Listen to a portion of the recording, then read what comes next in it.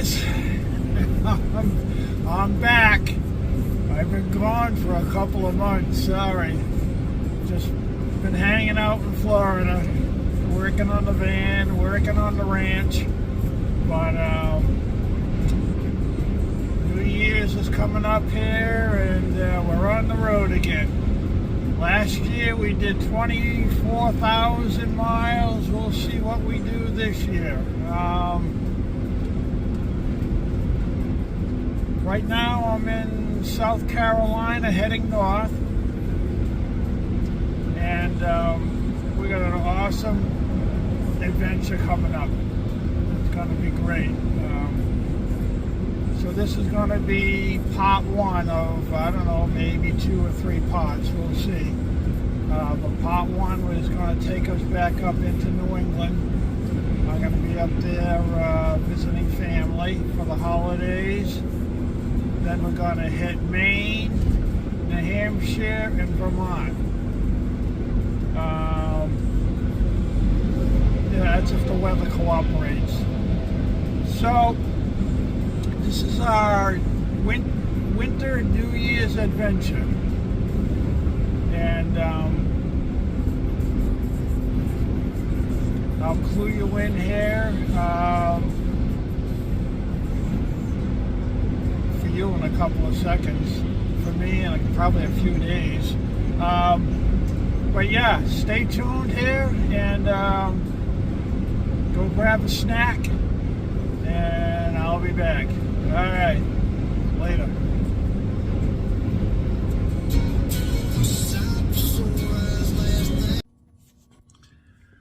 Hey, oh yeah, there's the 30-degree bag. Oh man, made it to New England.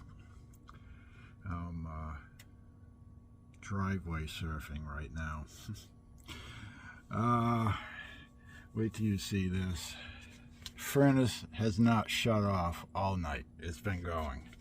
I gotta show you that. I don't know if you can see that. There we go.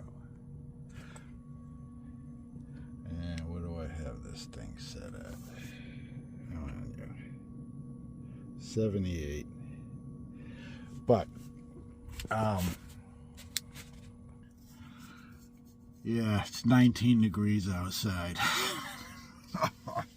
No snow though. It all washed away last week. They had a half a foot of rain.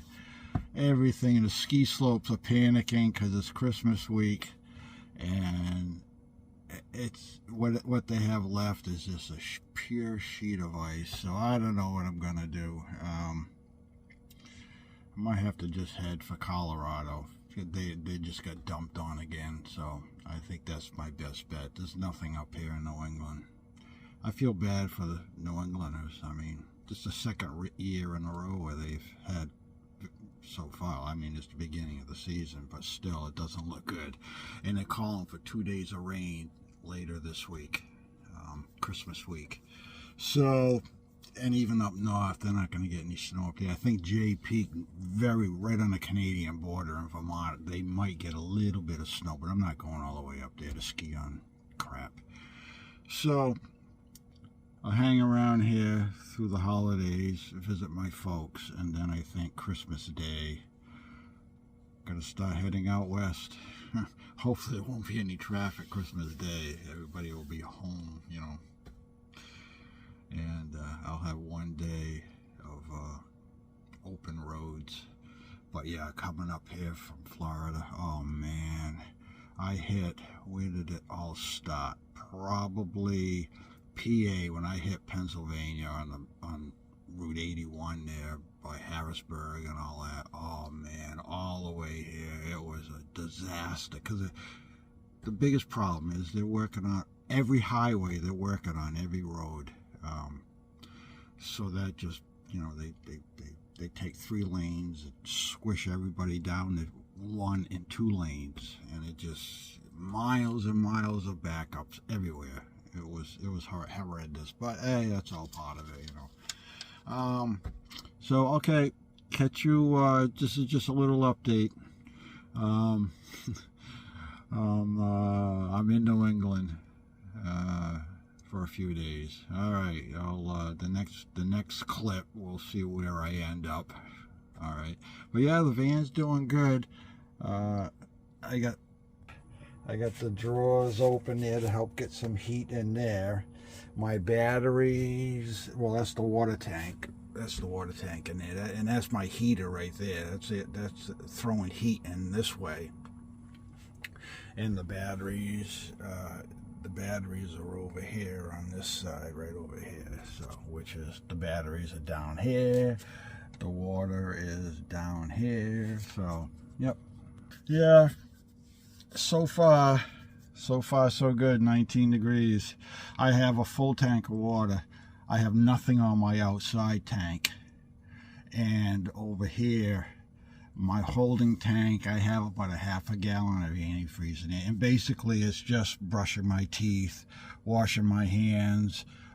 There isn't a lot of water in there, so I'm not worried about that. That should be okay. I'll try to find a spot to, whatever I have in there, just dump it out. It's just gray water anyway, so it's not going to be, I've been able to use rest areas in the house here to use the actual bathroom, so I'm not worried about all that either. Okay, catch you in a few seconds, and at my end it'll probably be in a few days. All right, bye. Uh-oh. We got water dripping out the back of the van. It's all frozen right now, but I think it's from my overflow on my tank, because see, I'm on a little angle to the rear, so I think it's just coming out that. Hey guys, back on the road again. It's been a few seconds, but it's been like 4 days since the last little clip. Big changes. Oh man. First of all, I'm leaving New England, heading south, and had a good time. Visited friends, family. It was great. Cold, which I do. It's New England. But there's no snow up there. It's all ice. There's no snow. They've had so much rain, and over a week ago they had a real bad rainstorm that wiped out all the snow. It's gone. And yeah, I'm not gonna go up there in that. I mean, they have some man-made stuff, but with all that rain and now it's frozen, it's like coming down on a sheet of ice. So that's not fun. That's New England skiing basically. That's not fun. Not when you got to spend $150 for a lift ticket to ski on that stuff now. And then they're having another rainstorm coming up. I think tomorrow. That's the time of this recording. Another 2-day real bad rain, northeastern, not snow. Even up in the mountains, they're going to get all rain again. So it's not going to be good. So while I was up there, I had some major water problems. It was like Niagara Falls out my back door. Water was just pouring out in the afternoon when the sun warmed up a little bit to melt whatever fittings or I don't know. I couldn't. I tried troubleshooting it to try to trace it. I couldn't find it without having to empty the van, and I couldn't do that at 19, 20 degrees. So I just basically emptied all the water in my system and just used the I have three gallon jugs that I have with a water pump on them, and so that's what I use. But so my next step was to head out to Colorado. They're getting dumped out there again in Utah, that whole area. So I'm going back. I'm heading south back to the home base. I'm gonna have to get out in the back of the van check around the water tank, check all those fittings. A lot of people have had, I think everybody that owns a Revel has had water problems with those cheap Winnebago fittings. They just snap. So I think that cold just weakens the plastic of the fittings, the cheap fittings. Cold weakened them even more so than it was temperatures. And the roads up there are horrendous. I mean, they're really bad. So the vibration and that cold, I think, snapped a couple of fittings. So I just have to find them now, and I'm gonna, it's gonna take some time. So I wanted to do that in 70-degree weather, not 19-degree weather. I'm gonna have to fill the tank a little bit, turn the pump on, and try to find where that leak is. I think there are multiple leaks. I had water coming out the sliding door. I had water coming out by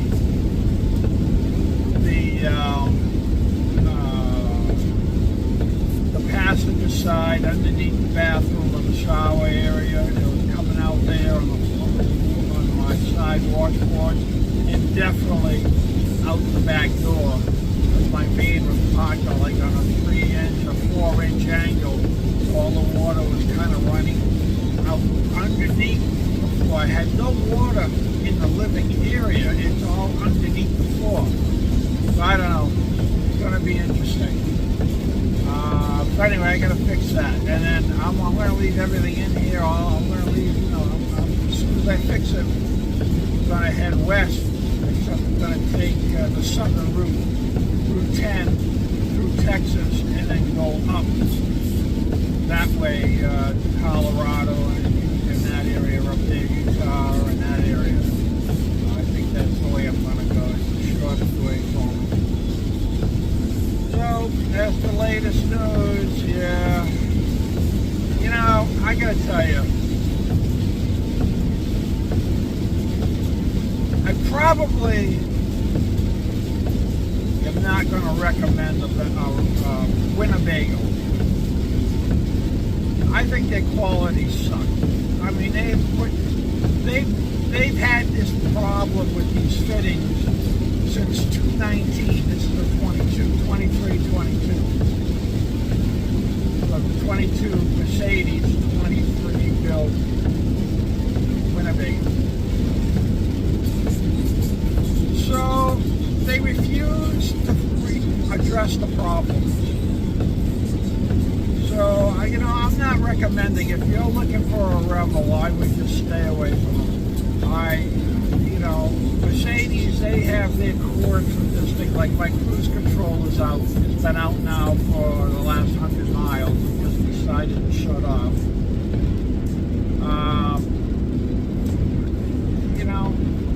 So Mercedes has some little quirks, but I like the van, the mechanicals of it. If I were to do this again, I would highly recommend, I would recommend others to order a Mercedes with the bells and whistles, with the adaptive cruise control and the upgraded, stereo, and go with the 3500, and then just do it yourself, so that it'll be done right. Because Winnebago, I do not recommend a Winnebago. I really don't. People are having serious problems with the new Echo. I mean, they're having more problems than the Revel. And in the Revel, we have our issues. Revel, Winnebago Revel. So anyway, that's my spiel. I'm not recommending this to anybody. Not right now, anyway. So anyway, that's it. Moving on. So that's the latest. Right now I'm in rain. I'm 50 miles from the Florida border, so I'm almost home.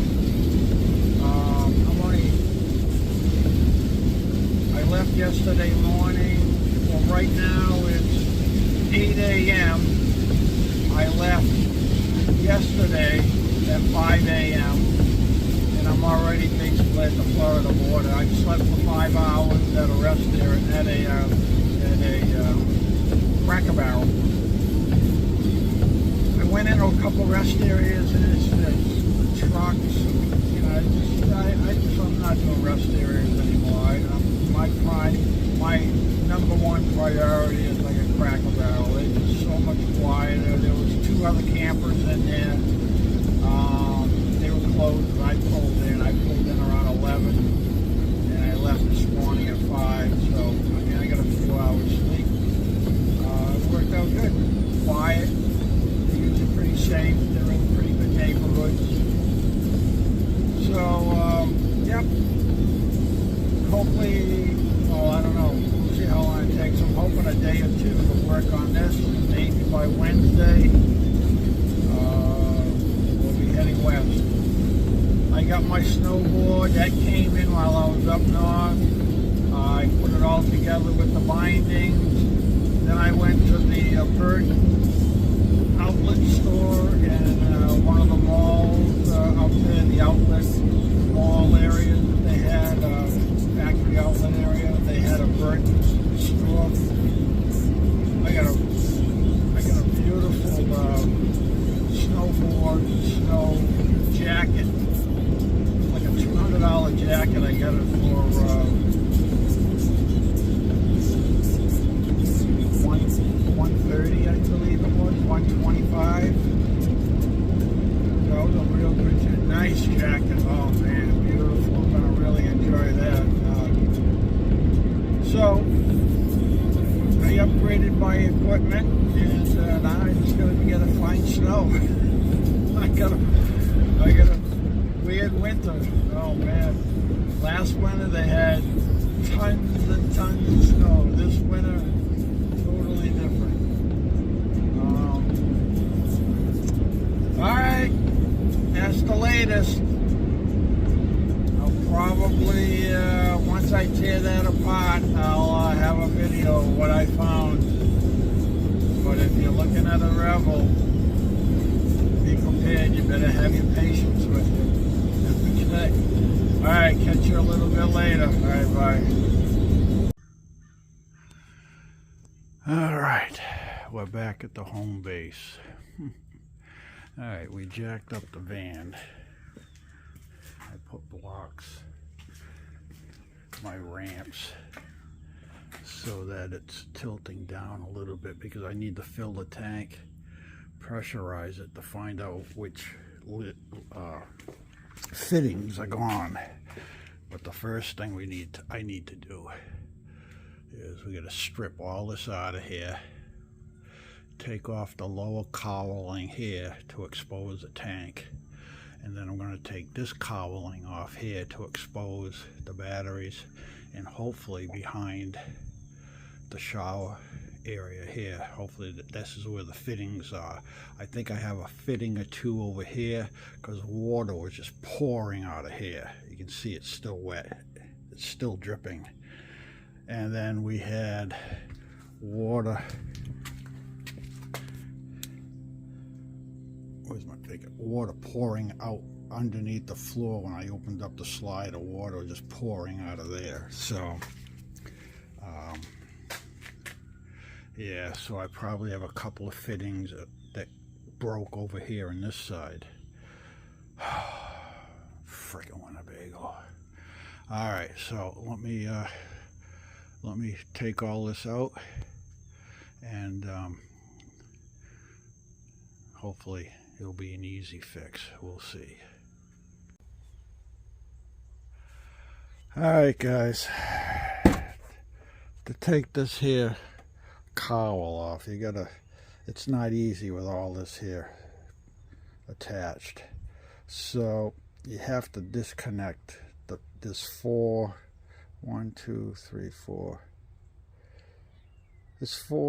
main lines coming from the back attaching to this panel. You got to take that off in order to get this whole cowling out of here. There's just no other way of doing it that I can find. So what I'm going to do is disconnect these 5 main lines coming in, but I labeled them. So the hose coming in is labeled A to the fitting A, and then same thing down here. Line D coming in the fitting D. You know, whatever you want to do. 1, 2, 3, 4, whatever.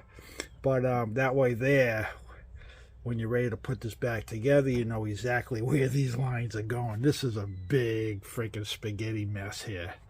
So just an FYI,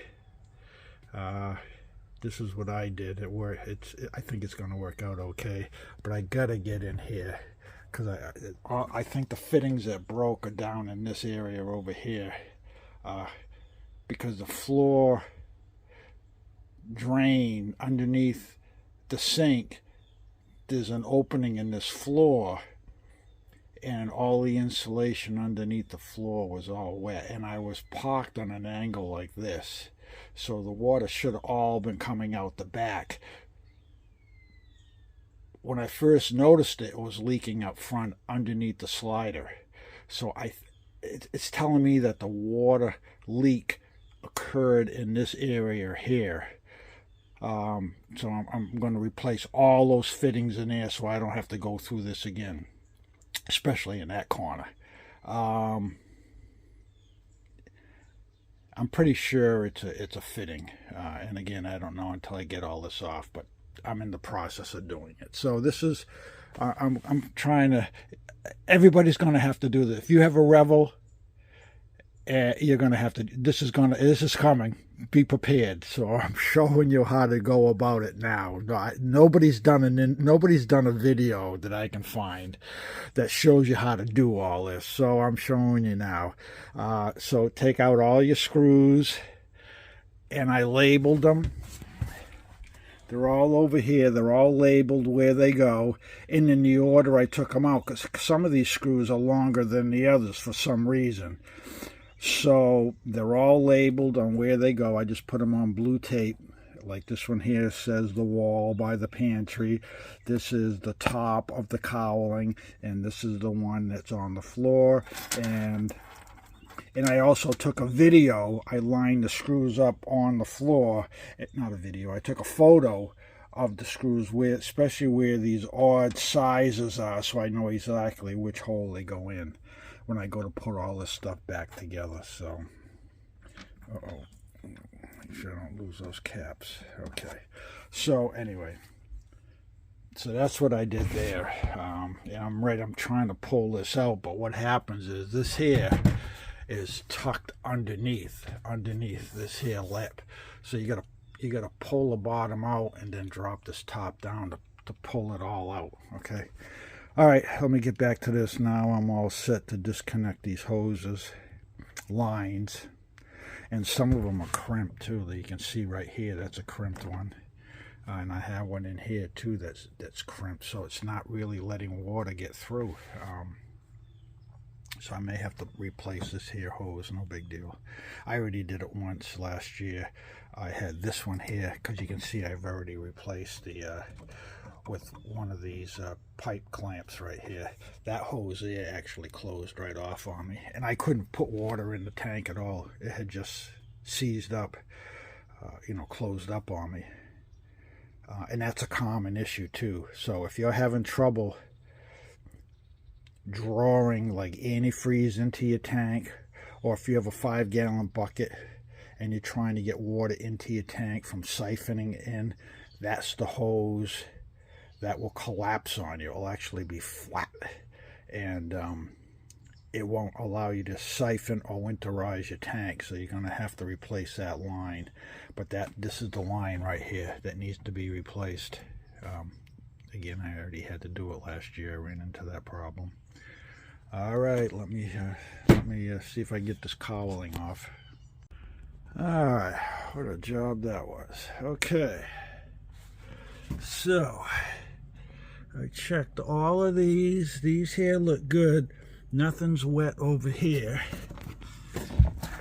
I checked these here cold hot water. Where's that one go? This here must be going to, that's the cold water, right? This here is going to the sink. Everything's dry here. There's sawdust down here. That's all dry. So it tells me the tank looks good. Nothing. I had a concern maybe over in this corner. It may have, here we go. May have frozen this like leg it comes down. But that's all perfect. That's all perfectly dry. So nothing there. Water was rushing underneath this floor out that way, right out on top of my rear bumper.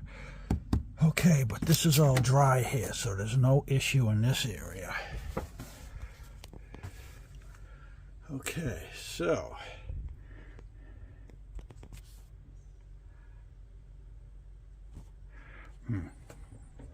try to get back a little bit here so you guys can see all that. Yeah, that was a job and a half. And this is what I have. I keep extra piping with me. I just mount that all in here behind the fender well and the frame for the water tank. So now we're going to work our way this way to the heater. And where these here lines connect, see, they connect just like right here, but at the other end. So my guess is one of these here fittings went at the other end. And the same thing when those water lines come underneath the floor to the shower area. I think I have one that went over there too, on this side of the floor. So, all right, well, this is what you got to do. This was the easiest part. Now we got to go over here and work on underneath that area. I'm going to leave this all open for now. I'm debating if I've been wanting to get the larger tank, the 35-gallon tank. I wonder if now is the time to do it. Well, this is already apart, but I want to go skiing, so I think I'm just going to put this back together once I fix the leak and head back up north. All right, let me get that out of here, and then we're going to start working underneath the sink, underneath the floor here, see if I can find it over there. All right. Oh, a little tip for you. When I had Rome Rig work on adding my second battery, which is right underneath here, I tried taking this cowl off like I did over there by the water, and they said it was very hard because there's a high lip that goes behind this wall panel that comes down. There's a lip in there, and then they screw it into the frame, which is behind this cabinet. Well, this is, when you come on this side, this is exactly the same procedure. Here's that lip that they were telling me about. What they do is they come up an inch and they just cut this lip off. Just cut it all off, and that will tuck up underneath here, and then when you screw these back in, it will hold it all together. But that lip actually comes way up to here, and what a job it was trying to get this thing out of here. So going back, it will be easier if I rip down this here lip to right about here, all the way down. I'm going to cut it, and then that way there will be easier for me to get this thing. Otherwise, you have to take this whole top piece off, and I was not going to get involved in that. So another little hack for you. Once you do take this apart, before you put it back together, cut this lip down a little bit. It'll make the installation going back in easier. While this is apart, here's how your overflow works. So when you're filling your tank and your tank is full, the water will come up and then it will drain down, and you'll see it dripping underneath forward of your rear bumper. Well, this is your overflow tube. So while this is open, I thought I'd show you this so you have an idea in the back of your mind how all this here works. But this is your overflow. Yeah. Okay. Look at this. No insulation in here at all. I might put some insulation in here while I'm at it. Yep. Take care of the corner. They do have this here insulated with that foam stuff. But I do see some gaps here. Yeah, no insulation there. Okay, so, yeah, while this is a pot, I'm going to throw some more insulation in there. They kind of did all right here. All right.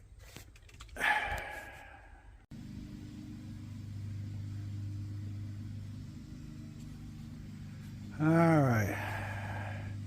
I haven't screwed it in yet, but we got the panel on. That's hooked up. The red light's on.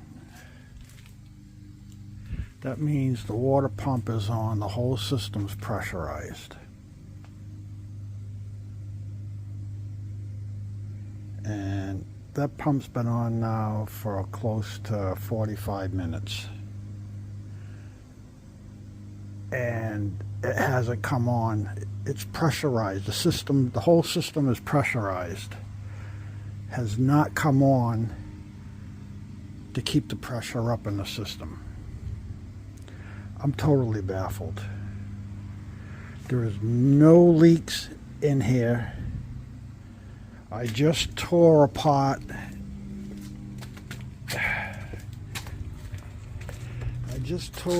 This whole area here because it was dripping down through here, but now it's totally dry. There is nothing.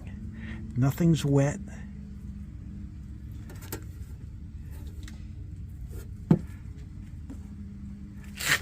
I looked underneath. If you take that panel off right there, that panel right there pops right off. Totally dry underneath because the water lines go from this side underneath the floor and they come up right there. Cold water and hot water for the shower. Those fittings are dry. Nothing's leaking there.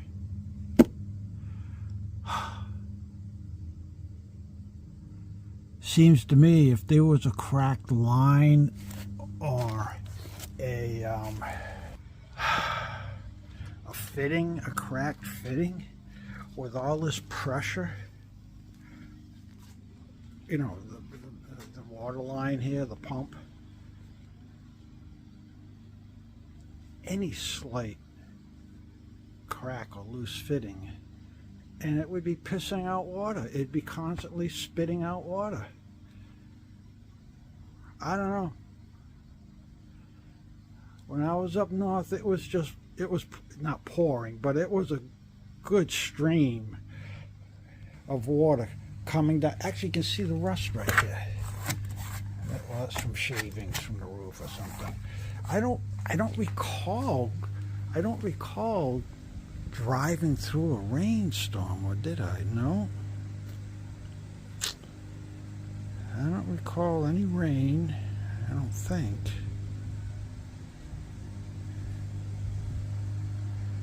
But, and then there was water, there was constant water coming down. This is wet just because I was, you know, when you hook this up and you unhook the hose, I mean, it's always wet here, but I wiped this all up. But there's no fresh water coming down on the ground here. I don't know, folks. I mean, this is really, I can't believe I came all the way back here to prepare to redo a lot of the fittings, and I'm not complaining. Well, I am complaining, but I'm relieved that the water system seems to be holding okay. Man, is this frustrating.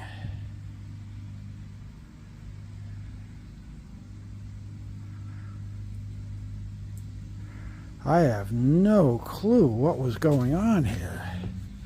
Underneath the sink, there's the outdoors. That's why I had that all insulated, because right there's a lot of cold air that comes up through there, and here are your water lines right here. So I insulated all underneath there to keep these pipes here from freezing. You can see the Havelock wool. Where's my finger? Right here, all that wool, all that insulation. I had that whole cavity. That's why I didn't think I froze my pipes. But I don't know where all that freaking water came from. The drain on the sink, I just checked all that. I loaded the sink. I ran the pump for the drain, which is right there, that white. Whoops, where is it here? Where is it? There it is, right there. That's part of it. That's the top of it, the pump. And the actual metal pump is right behind those yellow wires there.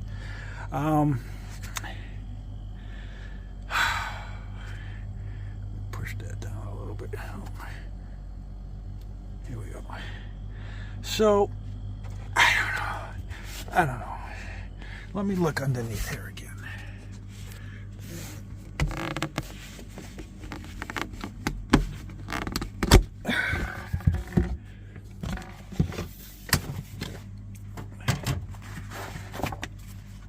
Let's look underneath here again.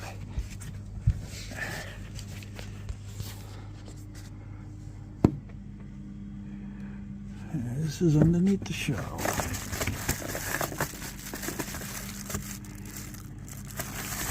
It's dry. Here are the two, oops, where are we going here? Here are the two water lines right here coming from underneath the sink, the hot and cold. They're dry as far as I can reach in. Yeah, I don't feel anything.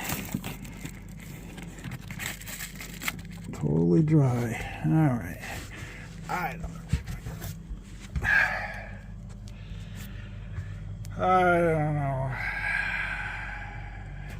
This was all wet down here, right in this corner here.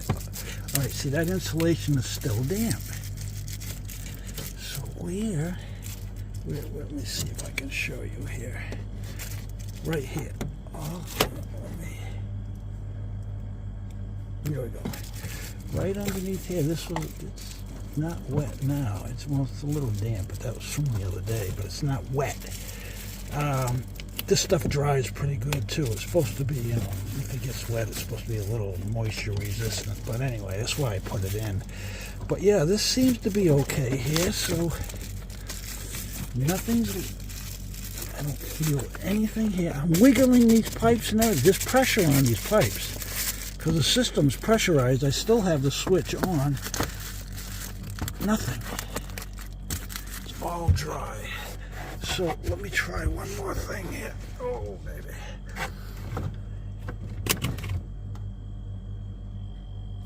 I'm just checking my water lines coming up just to see maybe these were leaking when I put the new sink in, but nope, these are perfectly dry. Nothing going on here. I'm wiggling these things.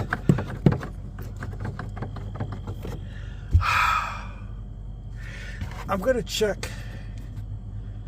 No, that's all right. I'm checking the glyco here. I thought maybe, well, I'm going to check the tank, the glyco tank. Maybe I have a leak there. Maybe that was the glyco heating coolant. Seems to be dry here. No leak here. That tube goes right underneath the floor. I saw it came up over in the back there. It's the only thing I can think of, so I think that's the avenue I'm going to go. So let me put this here back.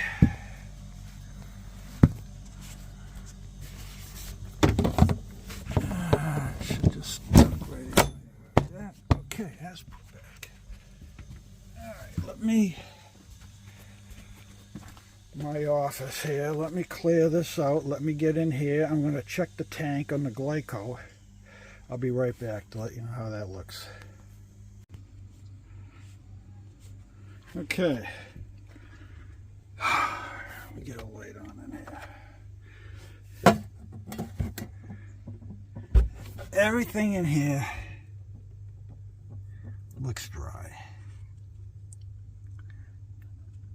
Here's the glyco tube. That's dry. Here's the water lines going up.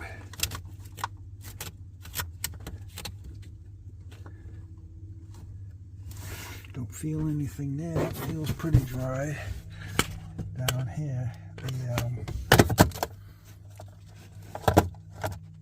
The water line's over there.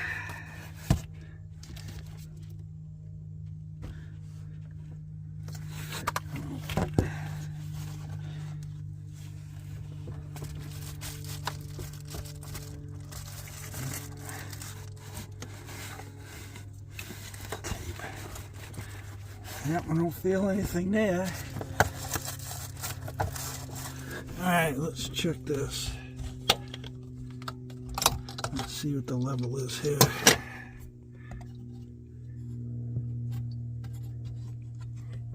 I can't see. 1 inch. It's there it is, there you can see it. It's about 1 inch down from the rim.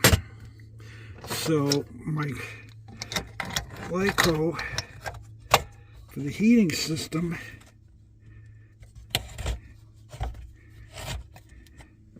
is okay. Let me check the regulator here. That looks good, that looks good.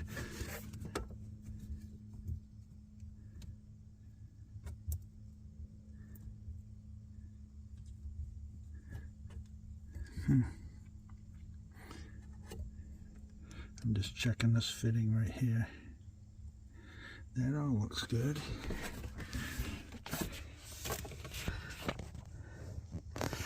Okay. I don't know, folks. I'm looking everywhere. I don't see any water. I don't see anything anywhere. All right. Well,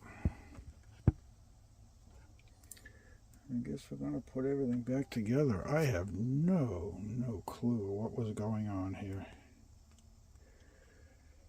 All right. Let me put this together and we'll talk about it here and go from there. Hey guys, okay. This is about a week later for me. So we came back to the home base, tore apart the rear of the van like I showed you there in the earlier video, or clip rather. And I found a leak. One of the hoses onto the fitting in the rear, it was dripping. So it wasn't cracked. It was just, so I tightened up the fitting and it solved the problem. I don't know why all of a sudden that developed, but anyway. So I put everything back together.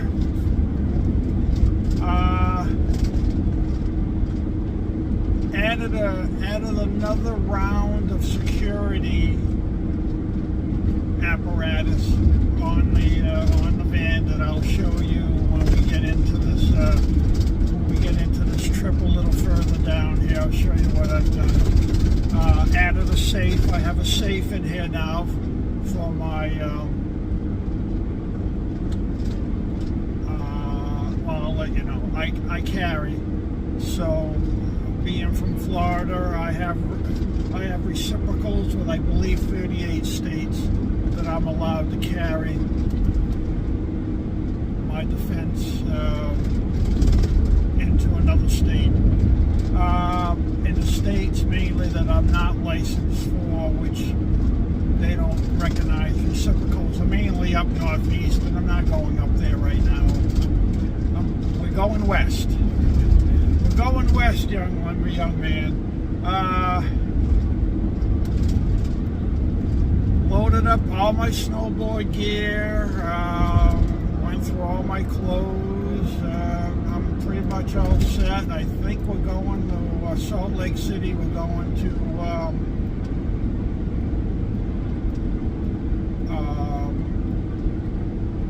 what are they, Solitude, I believe they call it, in Alta. not Alta. Alta does not allow snowboards. I did not know that until this week. Seems to me I snowboarded there like 20, 30 something years ago. Maybe they changed the rules.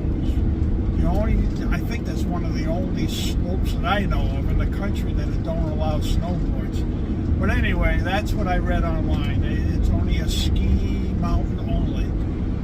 So we'll probably do that. Maybe we'll go to Park City. I haven't decided. Those prices are like $160 a day. I don't want to spend that kind of money. So I'm mainly looking at Snowball and the mountains of northern New Mexico.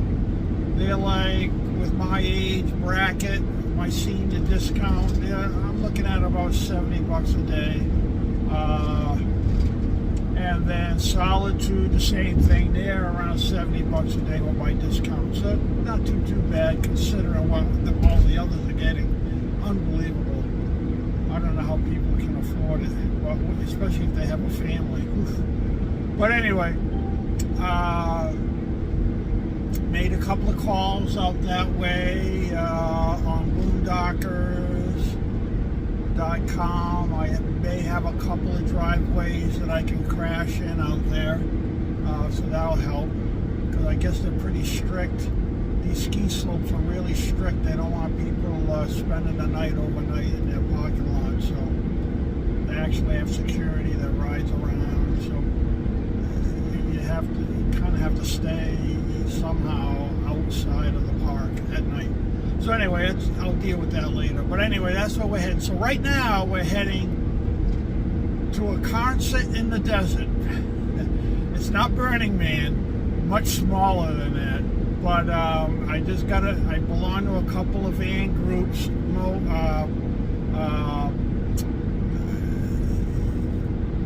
What do they call them? Van nomads, I guess. And they have two bands this Saturday out in Arizona, out on BML land. I have the coordinates. I kind of know where they are.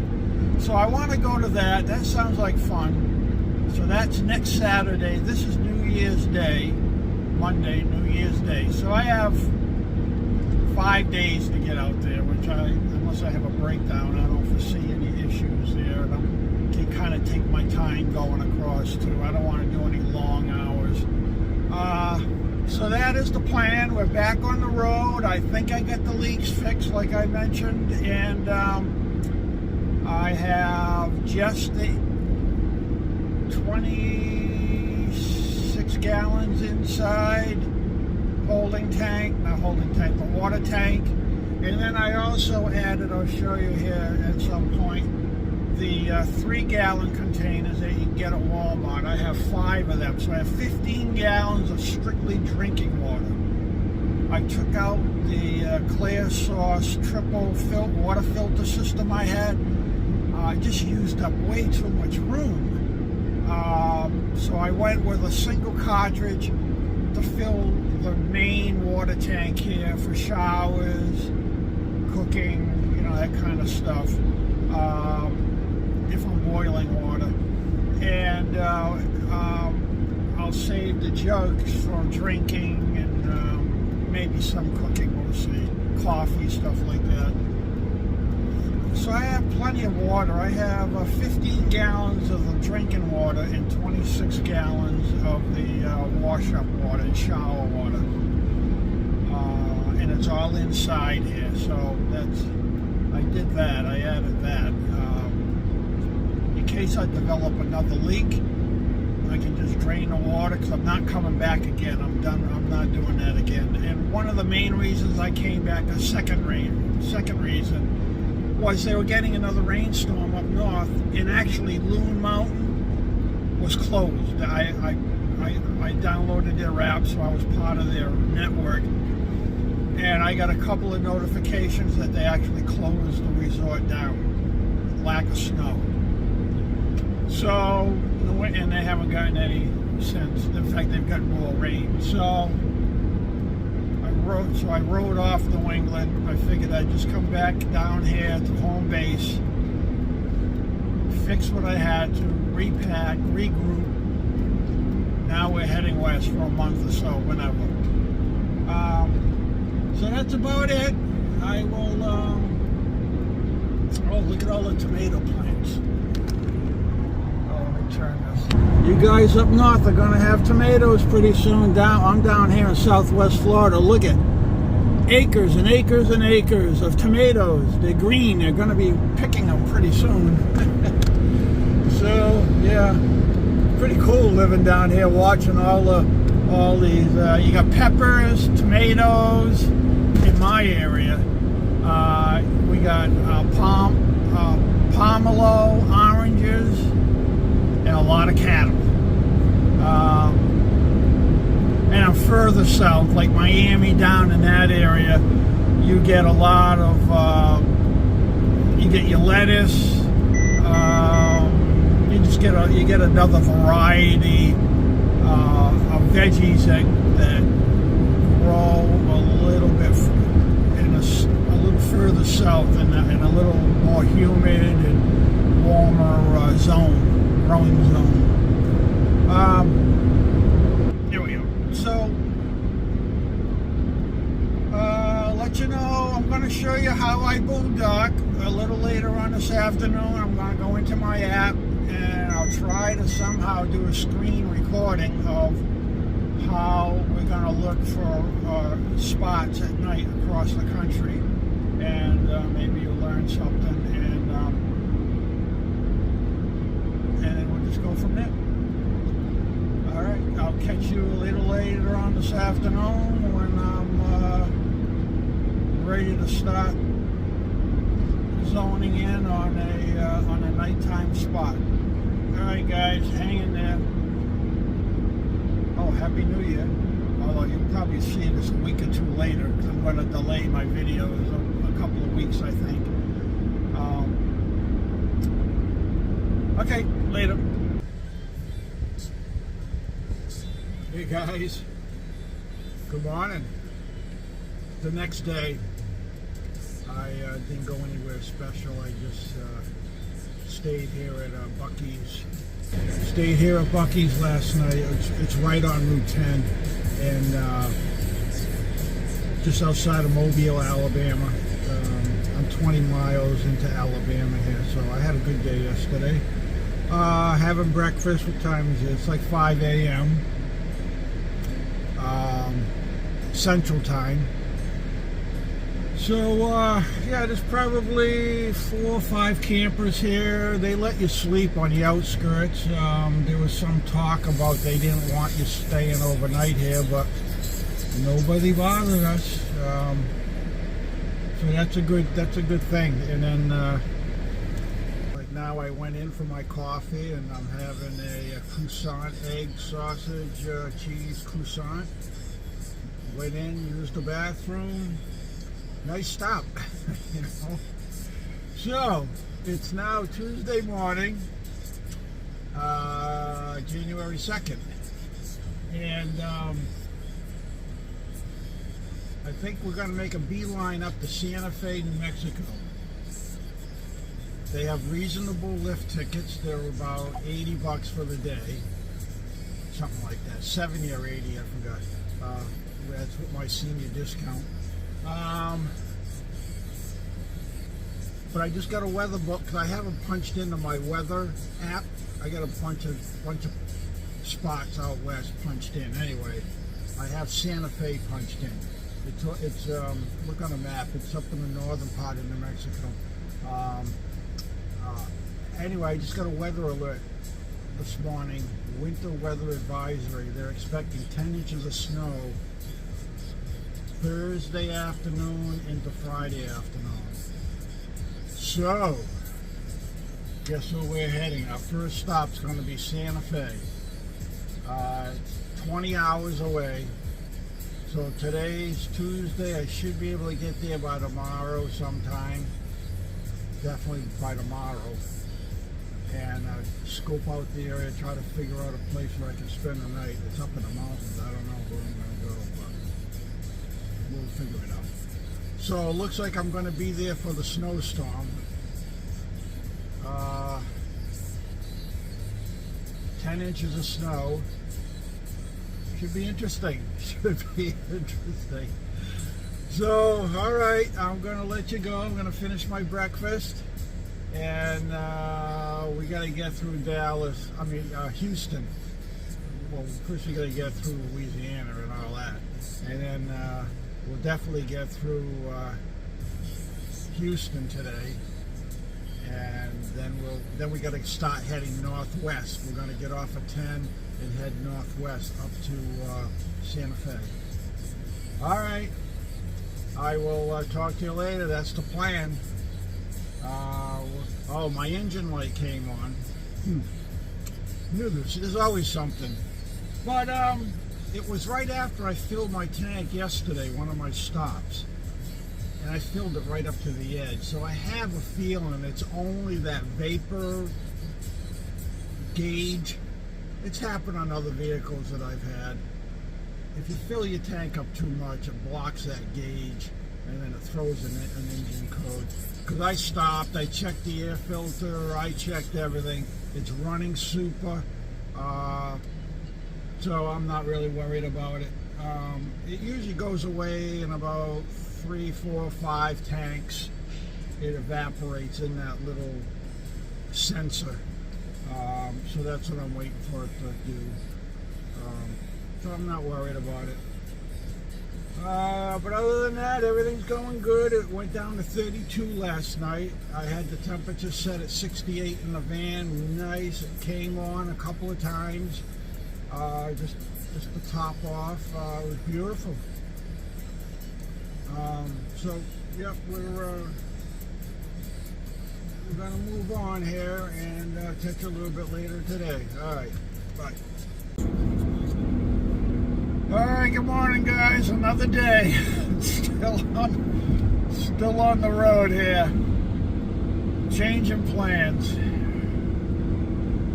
So last night I was going up through Dallas, heading northwest to get up to northern New Mexico, and I got hit with some heavy rain. And oh man, Dallas is. I mean, I do a lot of highway. I don't mind traveling, but that freaked me out.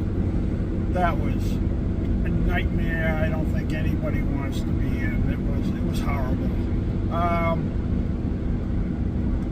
So then the temperature started dropping. It was down to like 42, 40, 39, and I'm thinking, man, I still had 800 miles to go to get to Santa Fe. And I got nervous. I didn't want to hit any black ice or anything in the mountains. So, and then my engine light here is still bothering me. It's I didn't want to get caught in the mountains and have this thing really get to the point where it shuts down on me. So I decided to swing a little bit south. I'm back on 20. I'm gonna go through southern New Mexico and then go over to Arizona and just chill out for a couple of days, because we get that snowstorm that's hitting northern New Mexico starting tomorrow at 6 a.m. it said. 24-hour event. So it's like I'm gonna let. Plus it's gonna be a Friday. And then the weekend, it will be packed with the weekenders. So I decided, if the conditions are good, next week I'll head up and do Santa Fe, or there's a snow bowl that's about midway in New Mexico, the mountain range in New Mexico. I can hit that. That's another area that's on my list of hitting, is the Arizona Snow Bowl. So I'm gonna do that. But what I have, I finally made an appointment here in 2 hours in Midland, Mercedes-Benz. I called them and they said, oh yeah, I explained to them the situation, and they said, oh yeah, we'll take a look at it and we'll go from there. So I got an appointment here in about 2 hours. It's 8:30 right now a.m. So that's what I'm going to do, right here on 20, and just before I get into New Mexico at Midland, Texas. they're gonna check it out. I was over in Dallas. I went into a dealership yesterday. I called them, explained to them. They said, yeah, we can look at it real quick and just let you know, if it's something major or minor. So I go out of my way, half an hour out of my way through all that freaking traffic. I get there, and they go, no, we can't take it. You got to leave it for 2 or 3 days. I'm going, I can't leave it for 2 or 3 days. I'm living in the van. Oh, I was pissed. I said, why did you tell me to come in? You knew I was in my van, living, traveling. And the guy I spoke to said, I didn't talk to you. It was the call center. I said, well, they were going to relay you that I was coming in, and if there was an issue, they had my number, they were going to call me. I never got the call to say there was an issue. He goes, well, we can't look at it. We're booked up for 2 or 3 days. So I left there really unhappy. So I'm hoping this isn't going to be another one of those situations. But Midland is not like Dallas. It sounded like they didn't have a big backlog, because I actually spoke with the service manager, and she didn't indicate anything about, lead me on, so I'm hoping that this is going to be a good outcome. So anyway, I'll let you guys know what the deal is here. It's still running okay. It's just that I'm looking at that engine light, and it really is bothering me. I'm one that I like to take care of details, and that's one that I really, I'm not sure about. So, all right, I will get back to you in a while. Man.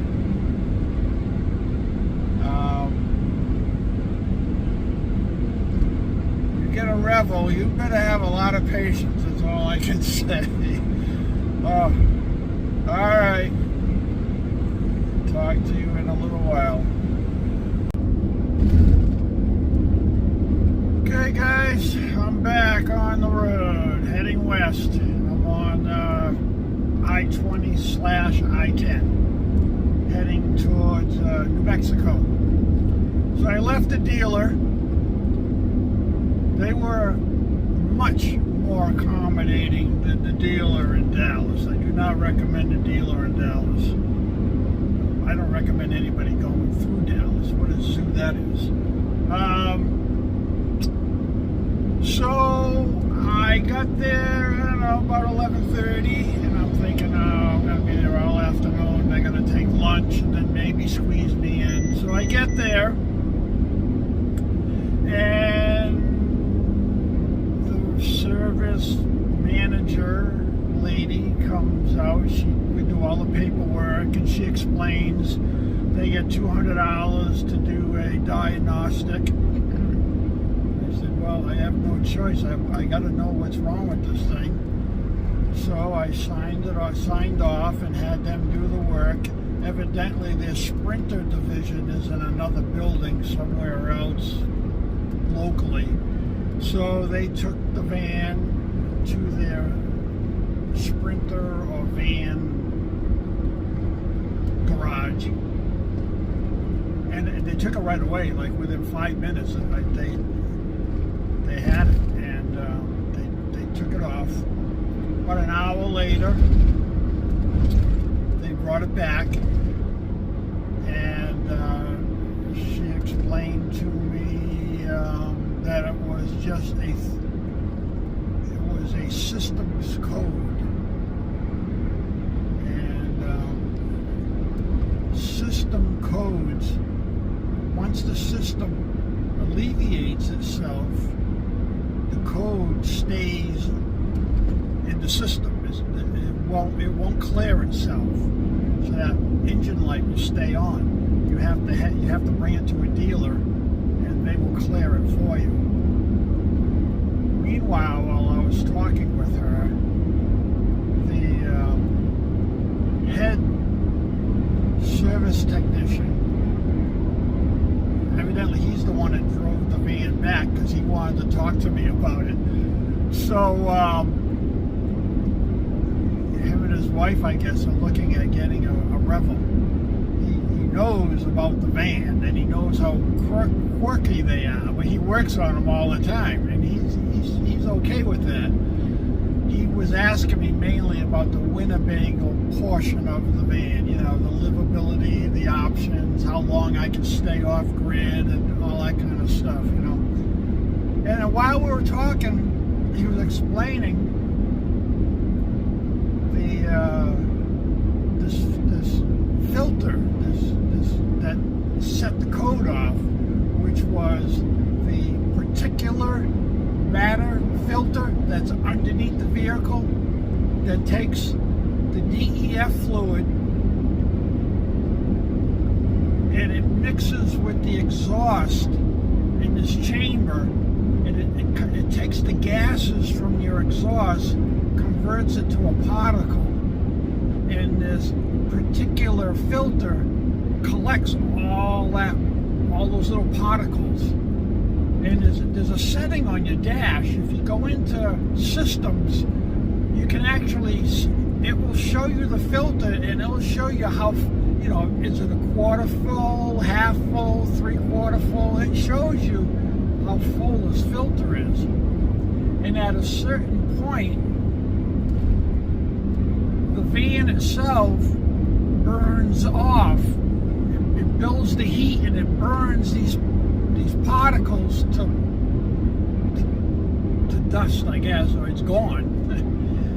He didn't tell me what happens to it. He just says it burns off, and it cleans that filter, and then it starts collecting again until the filter's full, and then it will burn it off again down to zero. So evidently, there's a sensor in there, and he didn't explain this part to me, but I'm assuming if the filter doesn't clear itself, then it throws a code saying, hey, a particular filter is malfunctioning, you know. But after it sent that code and turned my engine light on, it cleared itself. It burnt, you know, it burnt all those particles, and it cleared that unit. So that's what happened. It just cleared itself like it's supposed to, and they don't know why, but occasionally the sensor will go off prematurely, and they're thinking it might have to do when you're going up elevations or major temperature changes. They weren't sure why it sets it off, but you have to go to a dealer to get it cleared. I said, so you mean to tell me every time this happens I got to spend outside of warranty $200 to clear this? Because that seems to be the range, around $150 to $200 to do a diagnostic and clear your code. And so I told him, I said, you know, I'm looking at getting a handheld to leave it in the van, something that I can clear. He'll tell me what the problem is, I can clear it myself. So he gave me the name of a scanner, a portable scanner, one that he actually uses in his house on his own vehicles. And so I ordered it, and it will be, it's coming, it will be delivered to where I'm going Tuesday. And then I'll test it, and if it works, if it does what it's supposed to do, I will report back and tell you what it is. I got it on Amazon. It was $99, so we'll see. It wasn't too expensive, so hopefully that will help me down the road. But yeah, I'm happy with them. They was the Midland, Texas Mercedes dealer off of Route 20, not Route 10, off of Route 20, I-20. And yeah, I guess we'll see what happens. It's running good. It was running good before, even with the code it was running good, but it was just staring at that engine light lit up was really making me nervous, and I didn't want to do more damage than, you know, if I had jumped on the problem sooner, would have alleviated, but evidently this was like a false reading. So I will I'm going to go to that concert Saturday, that's on BML land out here where I'm headed. I will get back to you then, let you know how it is, and then at that point I'll close out this video and start a fresh one. Probably Wednesday or so. I'm going to head further north a little bit to get back to the snow. Hopefully the snowstorms, the roads will be clear enough where I won't have to deal with that issue. And continue with my trip here. So heading west. Talk to you later. All right, bye.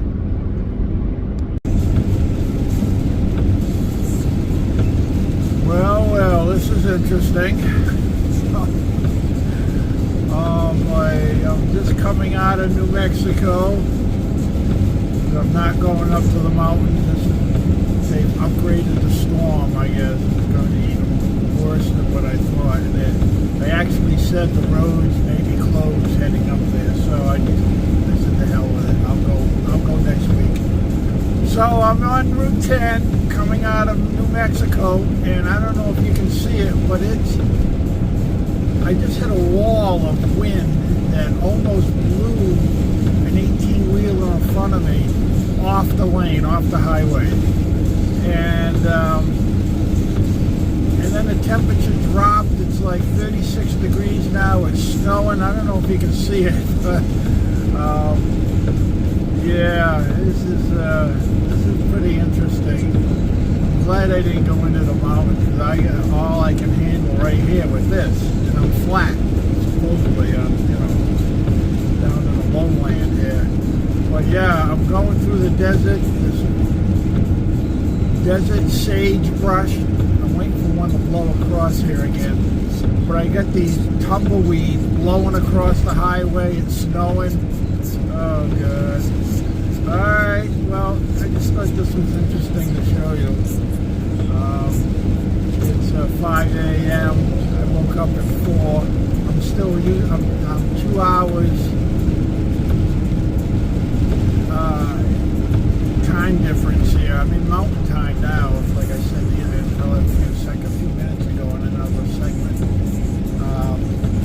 So my body is still working off of Eastern time zone, which is fine. I don't mind getting up early and hitting the road.